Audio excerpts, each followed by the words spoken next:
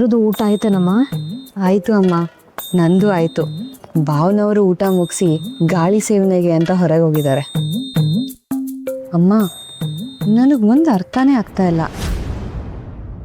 ರಾಧಕ್ಕ ಇದ್ರಲ್ಲಿ ವೃತ್ತ ಬರೆದಿದ್ದೆ ಅಂತ ಹೇಳಿದ್ಲು, ಆದರೆ ಅಲ್ಲಿ ಜೈ ಶ್ರೀರಾಮ್ ಅಂತ ಬರೆದಿದೆ.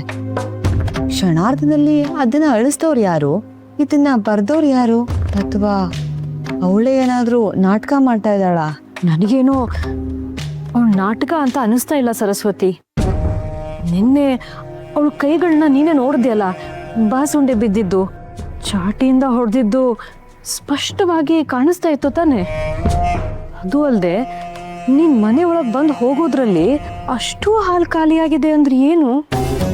ಅವಳೇ ಏನಾದ್ರೂ ಚೆಲ್ಲಿರ್ಬೋದಾ ಅಂತ ಸುತ್ತಲೂ ನೋಡ್ದೆ, ಎಲ್ಲೂ ಒಂದು ಸಣ್ಣ ಕುರುಹು ಕಾಣಲಿಲ್ಲ. ಇಂದೇ ಡೌನ್ಲೋಡ್ ಮಾಡಿ ಮತ್ತು ನಿಮ್ಮ ನೆಚ್ಚಿನ ಶೋಗಳನ್ನ ಆನಂದಿಸಿ.